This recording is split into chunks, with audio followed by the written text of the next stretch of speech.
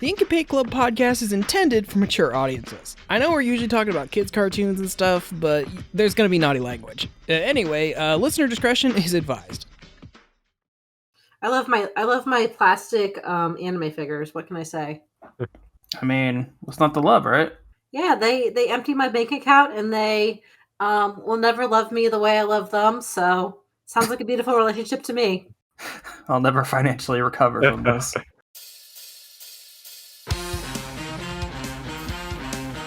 You're listening to the Ink and Paint Club podcast, a proud member of the Geekly Grind Podcast Network. Hey, how's it going, everybody? Welcome to the Ink and Paint Club podcast. My name is JD. Sorry it's been so long between episodes. It's just a lot going on, so we'll try harder. But anyway, I am joined by our Talking Mons crew, Jeanette and Gary. Hello. Hi there. And, you know, we talk about Digimon every other week, which is an anime. So that's going to kind of bleed over into the regular podcast this week, as we're also going to be talking about anime. The hot new hit that all the kids are talking about, I don't know if anyone in the anime circles have heard of it. It's called Spy Family, Spy X Family. There is no X, officially speaking. It doesn't exist. It's like Hunter x Hunter. It's not Hunter x Hunter. It's Oh my Hunter gosh. times Hunter. It's a math problems that needs to be solved. I've been doing it wrong all this time. Oh, God. I need to take myself to the anime trash bin. Oh, God. Uh-oh. But yeah, we are going to be talking about Spy Family. The first season, the dub just wrapped up over this past week. Technically, the first half of the first season.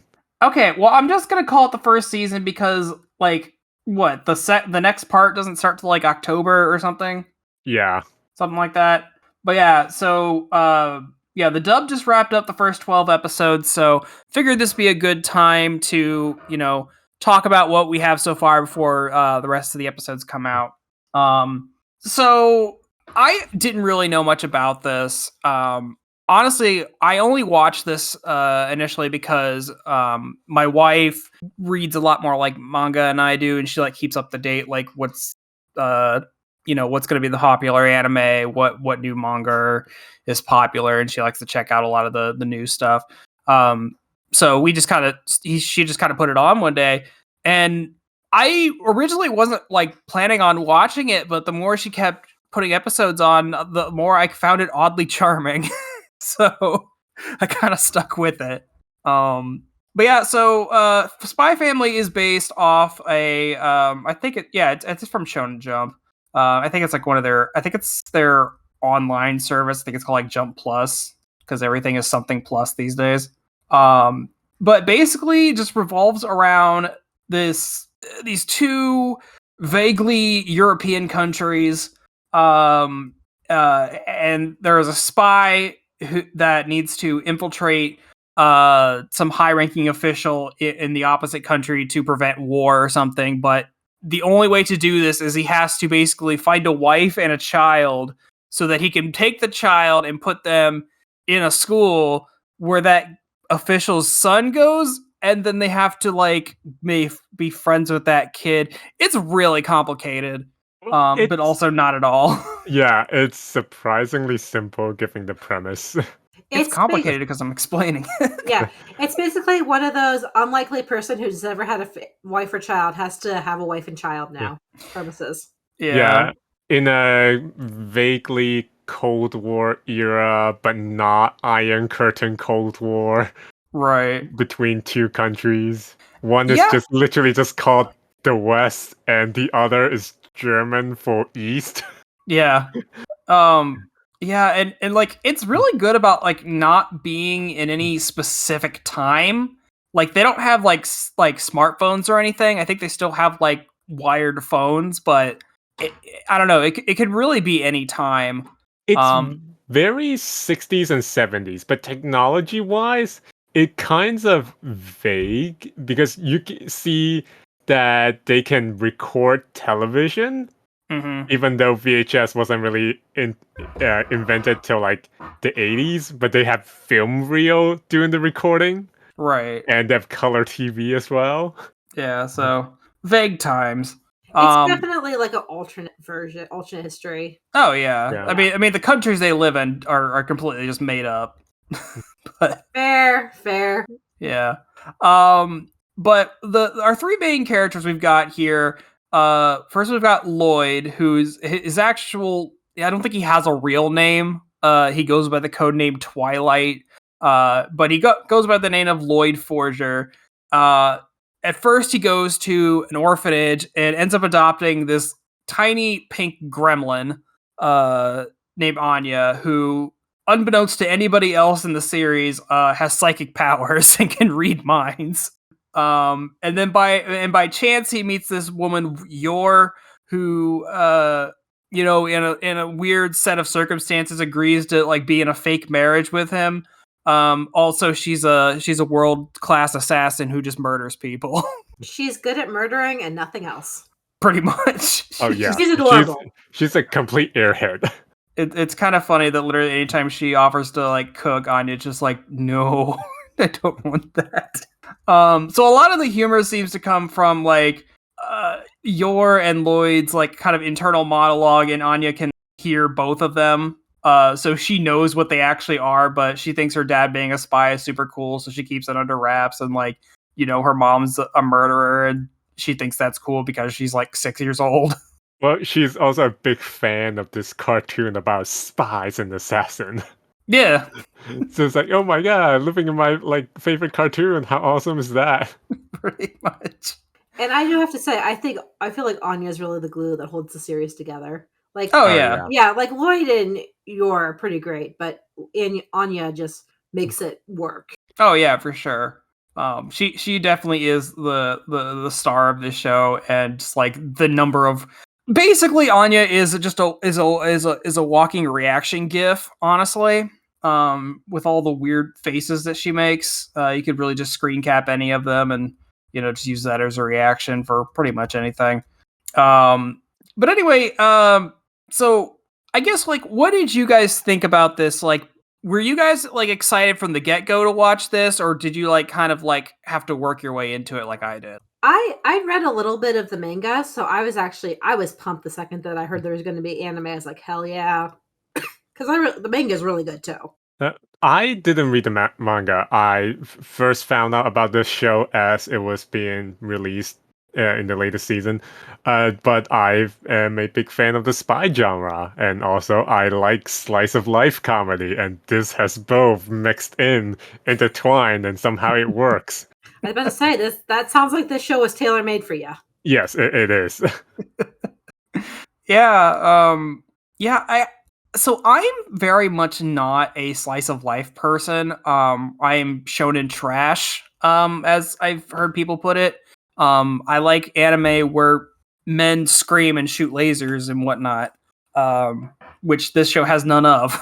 It has delightfully charming domestic life, and occasionally somebody dies. And 60s style spy like shenanigan. Like I love how it's like all the tech that he uses. It's pretty much like Sean Connery era, like James Bond spy gadget. And Yeah. Oh yeah, Well, do that. Yeah, I will say, to get back to what JD was saying, my husband is also very much like, he's not a big anime fan. He makes fun of me for liking anime, as a good husband should. If he watches something, it has to have a lot of action, and even then he's still like, yeah, it's anime. But he loves the show. He thought it was pretty great. We actually watched it together, and that almost never happens. Usually if he watches something with me, it's because he popped it. Yeah. Yeah. So I don't like. I can't really explain why, but the show seems to like transcend what I would assume most people's taste is, because it's got enough like action in there to like satisfy people like me and Russ that like do more lean on the action side, but it also has plenty of that kind of slice of life, family dynamic stuff that like, that side of anime people like. And it's just like a nice mixture of that, and it has a really nice balance of it. On top of that, it's actually really funny. So I think that helps. Yeah, what makes it even more funny is just how some part of the slice of life stuff is treated like an action packed event. Like their walk towards the like from the end. I'm sorry. At the during the entrance like interview for the private school that Anya has to get into. Yeah. During the walk from the very like gatehouse of the like prestigious school towards the interview site was treated entirely like some kind of like action movie sequence. Yeah, because they're basically from the entrance gate to the front door of this school. They're treating it like they're already like testing you. Like all the examiners are like up in the windows, like throwing shit at them. Not like literal shit, but like just like distractions and obstacles and stuff. And it's interesting watching like how all these like high society families react to these situations where obviously the foragers are like they're not rich and obviously they're not who they say they are, but they have to like keep up appearances, and it's like the lengths that they go to keep up appearances, but is also like just extremely exaggerated. I just say one thing I really think the show nails is like the absurd humor. Like there's humor where it's random and like, oh, it's funny, it's random. And I don't really like shows like this, but the stuff that they do, even though it's absurd, it manages the logic to the just right amount of degree that it's really funny. Like, for example, the dodgeball episode. Oh yeah. This fucking giant child. It literally was a shonen battle like arc with all the internal monologue explaining attacks and like and training montage. Yeah, I just I literally just like I laughed so fucking hard at the end of that episode where like Anya's the last dodgeball person out there and she's like winding up for the special attack that like her mom taught her. And she's like, okay, I gotta pivot into this and I'm gonna throw it and it's gonna be like a fucking bullet into his head, and she like whiffs it like immediately into the ground. A foot in front of her. Did it hit anybody? No. Oh man. But yeah, and it like really helps that like even though these characters are like a fake family and like Yor and Lloyd sleep in separate rooms, like they're not putting any illusion that like they like each other like in a romantic sense. They're just kind of pretending to for the sake of this appearance. Yeah, Lloyd's doing it because it's crucial to his mission. Yor does it to basically have a husband and like so people don't think she's weird, and also apparently not being married in this country is seen as like almost treasonous behavior. Well, it's back in the 60s. You're like if you're like past like legal, even in real world status, like legally speaking, if you're past 25 in certain countries, you're legally labeled as a spinster. So I don't know if any countries still do it now, but in the past, even up until like the 80s and 90s, people were still governments were still doing that. And when you imagine back in the Cold War era, if you're a single lady past a certain age, it's like either you are just unmarriageable that no man is willing to keep you, or you're purposely doing something so that you can be single, which either way is suspicious. One is that you're just that terrible of a person, or B, you are working in some clandestine like situation that that necessarily needs you to be in like a non-married housewife situation. Right. So yeah, like they through this whole situation, Yor agrees to just be Lloyd's fake wife because it's like, well, I need to get my kid into this school, but they like require that like she has a father and a mother. So it's like, look, I'll help you by like, you can keep up appearance of saying you have a husband, but you got to be like my kid's fake mom so she can get into school. And also there's the whole thing where she basically they get married, and then her explanation is like, yeah, I've been married for a year and I just forgot to tell anybody. Which still fits her character. Yeah, because she's just an airhead, and of course you would forget to tell anybody about that. And I especially like that joke almost comes to a head when her brother finally shows up, and the fucking episode where they have the dinner date. Yeah. There's also one thing that I really love about these characters is that they are really good at what they do professionally, but they're completely like out of their league as parents, but they're trying. And they're also out of the league as like baking as a couple because they don't have that much of a real world experience with these things. Yeah, I mean, yeah, even though they're not like in this for real, it's you do definitely see that, especially the Lloyd and Yor's relationship with Anya. They do start to really bond with this kid, and they really actually do start to care for her. Even so much, oddly enough, my favorite episode is what I think is a filler episode. When Lloyd rents out an amusement park so Anya can live out a spy fantasy. It's so fucking ridiculous, and he like gets the entire spy agency and like tricks them into like being fake henchmen for this whole spy adventure that Anya's going on. And it's so fucking delightful, but it's like clearly Lloyd has to care about this kid to go through this length just to make her happy. Yes, he does. Like they're truly like the example of a found family. They came together by circumstance, but they really do care about each other, and it's really fucking nice to watch. Yeah. It's just very wholesome in a time where just so much shit is going wrong in the world. It is just an odd glimmer of niceness. It just warms your black heart. Yeah. I have a feeling though, like, and I could be wrong, I am wrong about many things, that this is going to be one of those shows that when it reaches its ending, it's going to break all our hearts. It's like, but at the same time, I'm looking forward to it. Yeah. I don't know when it will actually reach the ending, because the manga is still ongoing, and I feel like it's going to take a while for us to get there. Yeah, and I feel like if it does end, I hope it is heartbreaking in like the best way, like in like a warm and fuzzy kind of way. I have no doubt it will be. Yeah. I gotta say, I really enjoyed these 12 episodes, and really I only have one nitpick, and I don't know if you guys feel the same. I really feel like Yor was underused so far.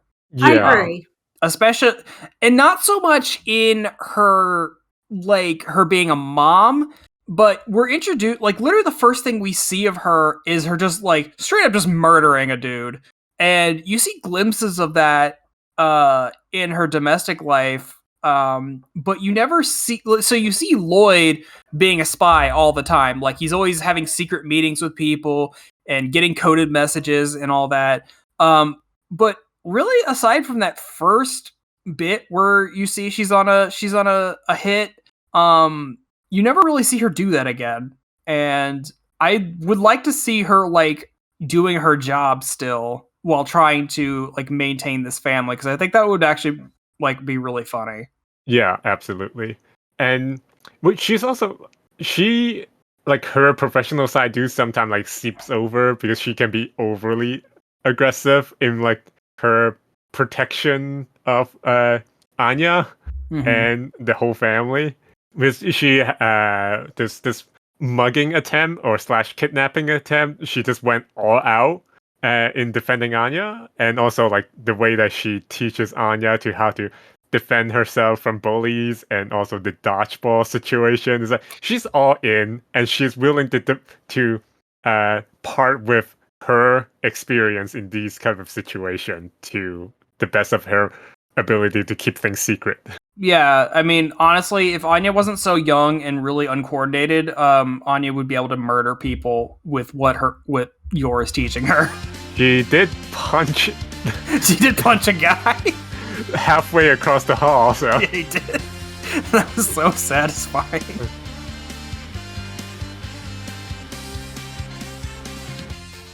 Jeremy Snow here, owner and editor-in-chief of The Geekly Grind. I'm interrupting your awesome, regularly scheduled programming to ensure that you know about our Geekly Grind podcast network, of which this show is a treasured member of. If you haven't had a chance to check out our site, you can do so at www.thegeeklygrind.com, and while you're there, Check out the other members of our steadily growing podcast family, including the anime-centric Blake and Spencer Get Jumped, discovering new heroes and comic book keepers with Chris and Lance, exploring the vast universe of geekdom with Geek Exploration, or of course appreciating animation's finer details with the Ink and Paint Club. Escape your weekly grind at the Geekly Grind.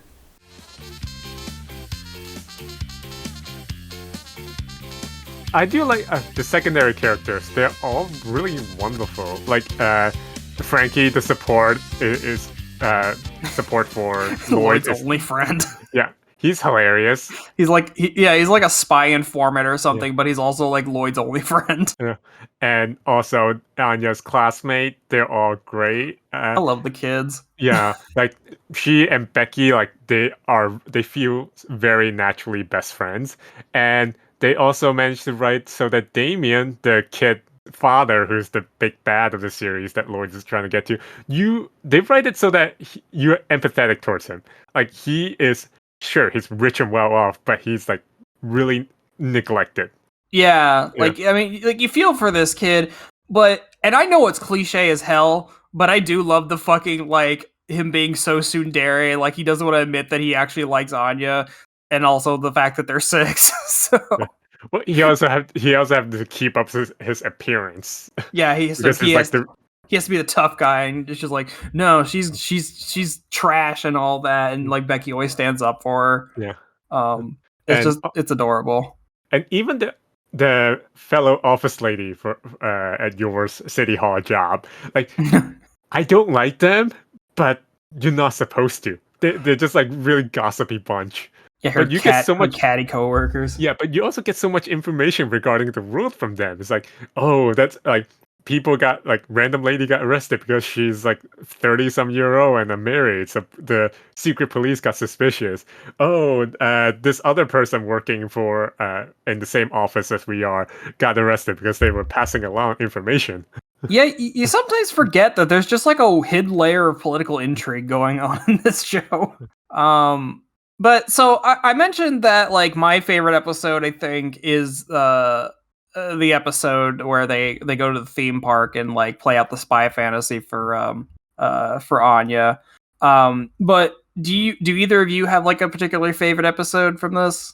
I would agree that the spy fantasy one is my favorite episode, followed by the dodgeball episode because that was just masterful, like comedy. Yeah. Oh, I think it's the interview episode for me because you get like all of them in action that somehow is within their cover story, so that like Yor and Lloyd are both like somehow like they were prepped in an extreme manner that like the oldest teacher, the most senior teacher, is like fawning over them. Mm-hmm. Like elegant. Oh my god, he's the best. He's the best. And also it's both heartwarming and heartbreaking during that interview where Lloyd is defending Anya from this really tough interviewer because he made Anya cry because she can't remember her actual birth mom's like face.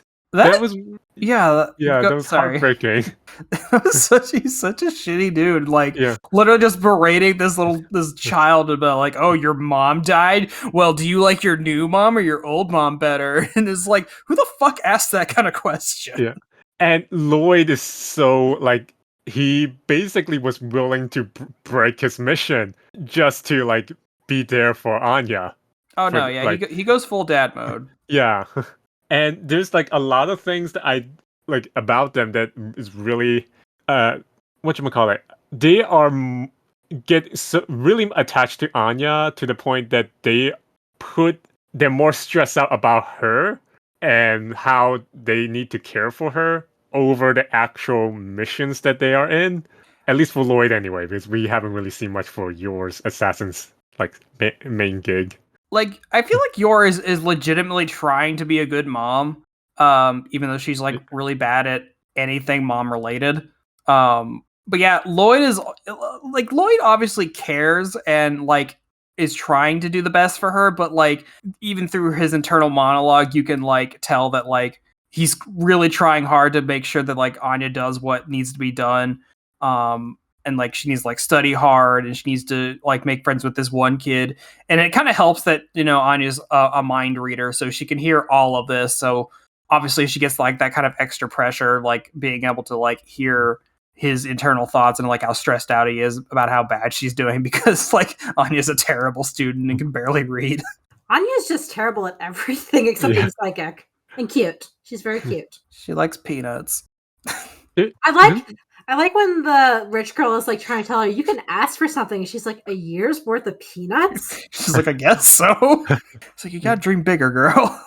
This one intriguing thing about the environment is that they're all like a lot of text on screen are anglicized Japanese. Like they're just written out in like Romanji. I think that's more or less for the Japanese audience, but I just find it a fun little bit of like art direction instead of using whatever made up local language or German or English. You know, I always find that interesting about when shows or games or whatnot are set in like a vaguely Earth like place, but it's like in a made up country or whatever, and like how they decide to like create a written language for that, or even if it's just gibberish. Like the only example that's really coming to mind right now is Pokemon, and after a while just like making an actual Pokemon language that they put on all the signs. And I think you can actually translate it, but obviously it's like it's a made up language for that world. Yeah, but in this show it's not made up, which is I find it funny because the Super Oishi peanut, the peanut brand that they all eat, Oishi is Japanese, of course, right. But then textbook and also parenting book, those are all spelled out in Japanese. That's funny. Yeah. But yeah.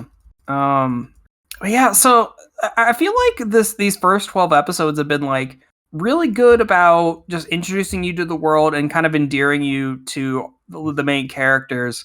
Once you kind of get to this school, once Anya finally gets into the school, a lot of the episodes kind of like take place there, and I feel like the parents kind of take a backseat for a bit. So you're spending a lot of time with Anya and the other kids, which is fine. But you know, I think the show works best when they can find a good balance between all three family members. When everyone has something to do. Yeah, I agree. That's not to say that I don't enjoy those school episodes, because like all the kids are fucking funny, and obviously Anya's fucking shit face she makes anytime someone talks to her. Petition for Anya's shit face to be on the thumbnail. Well, I'll see what I can do. Also, I promise it'll be the last time I do that, but I just want to say, just petition. I did think it was funny that I think they showed that they're making a Anya Nendroid, and that shit face is one of her alternate faces. It's beautiful. Which of course it is. There's one thing that I didn't really like about the show, but it's only specifically to one episode. It's the episode where we got introduced to Yor's brother. It's like, I have no problem with that he's the secret police or he has this weird issue with his sister. It's just the order which the event plays out. Because for the manga reader, it's not going to be a surprise. But for any new like watcher like me, it would have been a lot more interesting if we met the guy first. As in, like, he arrived late during the dinner date, and then we progressively find out that, oh crap, he's like he actually worked for the secret police of this country.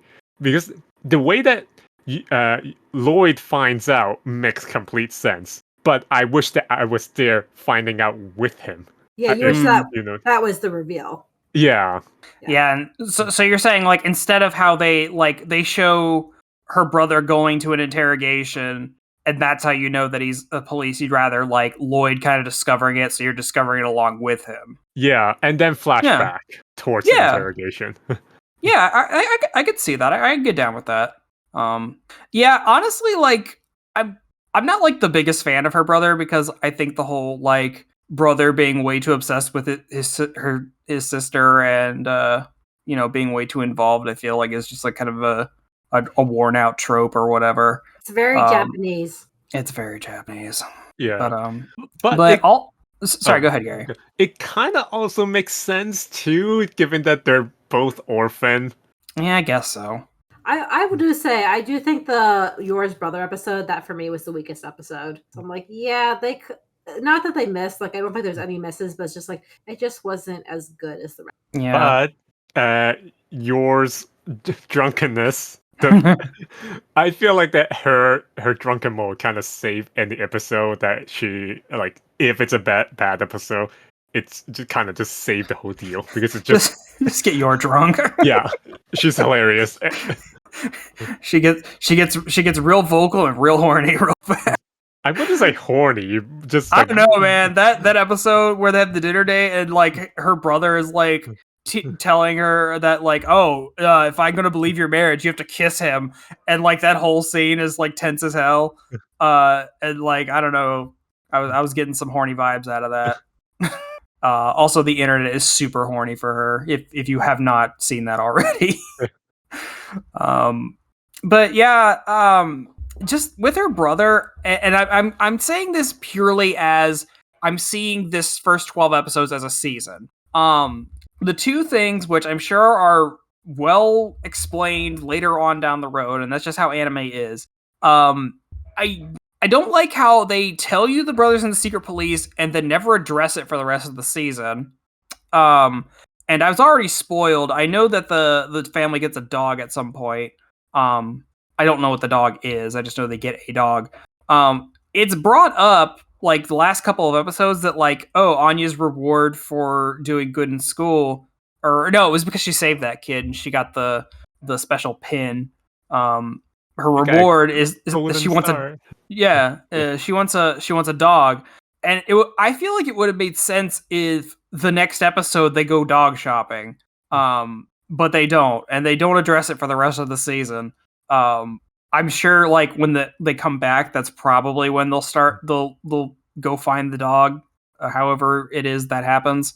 I just like I don't know if it's maybe my American sensibilities, but I like when plot lines are brought up that they're like addressed and not just like, okay, this is going to be a plot point at some point, and then just like not talk about it for a long time. You can tell that you are not a big into the anime scene or serialized storytelling. I don't know. I don't mind that long as I know the story will keep coming, unlike a lot of American TV show where it's cliffhanger, but the show got canceled. Bruh, don't get me started. Yeah. I think I've just watched too much anime. I don't know, like I'm fine with it. Like, y'all, I've been watching One Piece and I'm like almost 700 episodes at this point. There's a lot of dangling plot threads, especially where I'm at. I'm fine with like plot threads and them not elaborating on it, but for some reason these specific two in this season bug me. Mostly because I just wanted to see them get a dog. It's gonna happen. Just wait till October. It will. I want to see the dog. But I don't want to spoil myself on the dog. Dog is fucking. I was so that. That's what I've been told. I'm sure he'll be a good boy. I do like their conversation about what kind of dog they need to get. Because like Lloyd wants to get like a fucking attack dog that could be like act as security for the house, but then Anya would be too scared of it. So he's like, well, what if we get like a tiny dog? And he's like, I don't know. I guess we could train it to like attack people or something. Oh man. But yeah, this show's really charming, and I'm liking it so far, surprisingly, because it's like I said, it's not really my usual cup of tea, but for some reason I find this show very charming and enjoying. On the production side, I find it interesting because they're produced by two different studios, and they split it up so one studio do all the even number episodes, and the other studio do the other episodes, and it's surprisingly consistent on how well you can't tell that they're done by two different studios, done by two different sets of artists. Yeah, I honestly didn't realize that, and I wouldn't have been able to really tell. It's pretty seamless. Yeah. But And is it which production company? Wit and Cloverworks are doing it. Yeah, that's it. Which Cloverworks I know is a big name. Yeah, so is the other one. Yeah, I was looking at Wit. It looks like Attack at on least Titan. from okay. Just a sweet little anime that was a bit of a, niche following. Oh, they did Ranking of Kings too. I like that Yeah. show. That show is also charming. They've done. They did a Pokemon movie. How do you guys like the opening and ending theme? I love it. So, I'm not like crazy about the open. I like the opening stylistically. I'm not crazy about the song because at least to me it feels too sporadic. And I don't know if that's just me being bad at listening to music. It's ska, I think, and not everybody's into ska. I mean, I love ska music. You see my Spotify playlist? But I mean, it's kind of like a jazzy, like obviously like spy jazz, but it's like also like Japanese pop at the same time. It's just like it has a weird rhythm to it for me. I don't know why. Yeah. But on the flip side of that, the ending is a complete vibe, and I listen to that song all the time. Yeah. The song title for the opening is Mixed Nut, and if you look at the translated lyric, it's literally about the family. It's that they're mixed nuts of like crazy people like together in a family. That's funny. And the lyric is really cute. But I will agree with you. It's just by itself it makes sense, but it just doesn't musically it's a little sporadic, especially for this type of spy-ish genre. It makes more sense. I guess it makes more sense for the slice of life part of the show. Yeah. But I love the art direction in the opening. Oh, Yeah. me Like too. where it goes from like that really simple art style, but then like when they flip over to like when it's Anya's perspective, but when it goes to the parents' perspective, it's like heavy blacks and like really vibrant colors and like all this like really close action stuff, and then like damn, I may not be a fan of the music, but the animation slaps. Yeah. The ending theme is called Comedy. Yeah. And it's really soothing, and it's a nice, even like with a very action-packed episode, it's a nice cool down. Mm-hmm. And it's fit perfectly with the like after school kind of thing in the animation. Yeah, because at the end, Anya goes sleepy times. Yeah. With her funny with thing- her weird little chimera thing. This song is actually doing pretty well in like American Spotify, and it might have something to do with Fortnite as well, not just the anime. Because Yeah, the singer had a little concert for 2 nights in Fortnite. yeah. You and Mel mentioned that the other day. Yeah, And I thought that was hilarious. Yeah, Mel was joking is that, oh, it's nice to hear like a Japanese artist that isn't like tied to an anime. And I was joking like I didn't know that it was the same person, and I joked that, oh, just wait until the next when you look him up, it's like all anime, and then the very next song is this ending song. It's a Spy Family song. Come on, man. That's like what half of Japanese music is. It's all written for anime, right? I say as an ignorant white man. I mean, you're not entirely wrong. No, man. That's where I find some really good like Japanese music. It's just from anime openings and endings. You find some real bangers. But do go watch the music video for Mixed Nut. It's really weird. It feels very Scooby-Doo-esque. That's funny. We'll definitely have to go check that out. But yeah, this is a good show. I highly recommend. If you're an action person, if you're a slice of life person, I think there's a little bit for everybody. It gives you those cozy feel. It's a very cozy show. I'm gonna put it that way. It's also a little surprising when it comes to the author of the manga, because this is the first serialized manga that he has. Mm-hmm. But all the previous stuff that he drew, including as assistant or original stuff, are very dark and murdery. I'm not surprised, actually. I mean, did you see Anya's murder scene? Or not Anya, fucking yours murder scene? At the beginning, that's some horror show shit right there. But yeah, is there anything else you guys wanna mention before we start wrapping up? Nah, I'm good. I just wish more merch comes out faster because I want merch. Well, I mean, maybe once this next slew of episodes comes out, maybe we'll start getting more merchandise over here.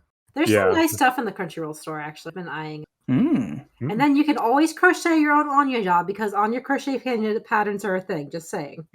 Nice. All right. Well, guys, like I said, I think all three of us can highly recommend this show if you haven't already checked it out. It's on Crunchyroll right now, or wherever it is you find your anime, I guess. We'll just put it that way. But yeah, appreciate everyone listening again. Sorry episodes have been so sparse. We'll try harder. I'll try not to get COVID. No, yeah. I think that's a goal for all of us, really. Even this far in. But yeah. Everybody, thanks for listening. Stay safe out there, and we'll catch you again next time. Bye-bye. Bye. Thanks for listening. You can find all the links to our social media pages in the episode description. Follow us on Facebook and Twitter and join our Discord. You can listen to us wherever you get your podcasts. The Ink and Paint Club is happy to be part of the Geekly Grind Podcast Network. We'll see you next time.